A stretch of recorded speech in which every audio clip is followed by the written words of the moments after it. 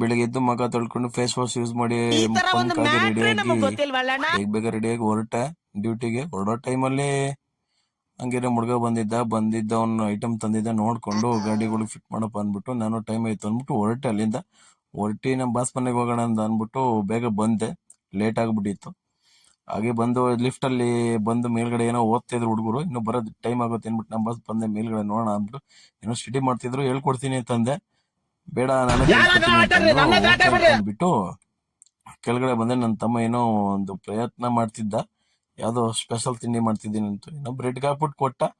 ಹೆಂಗ್ ತಿನ್ನೋದು ಅಂತ ಯೋಚನೆ ಮಾಡಿ ಹಿಂದೆ ಮುಂದೆ ಎಲ್ಲ ಆಟ ಆಡಿ ನೋಡಿದೆ. ಒಟ್ಟಲ್ಲಿ ತಿಂದೆ, ಚೆನ್ನಾಗಿಲ್ಲ ಅಂತಂದ್ರೆ ಬೈತಾನೆ ಅನ್ಬಿಟ್ಟು ಸೂಪರ್ ಆಗಿತ್ತು, ನೆಕ್ಸ್ಟ್ ಟೈಮ್ ಮಾತ್ರ ಕೊಡ್ಬೇಡ ಅಂತ ಅನ್ಬಿಟ್ಟು ಟೈಮ್ ಆಗಿತ್ತು.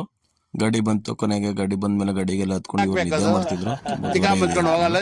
ಹಾಗೆ ಮುಗಿಸ್ಕೊಂಡು ಮಧ್ಯಾಹ್ನ ಆಯ್ತು. ಮಧ್ಯಾಹ್ನ ಊಟಕ್ಕೆ ಬಂದು ಊಟ ಆರ್ಡರ್ ಮಾಡಿ ನೀರ್ ಕುಡಿತಿದ್ದ.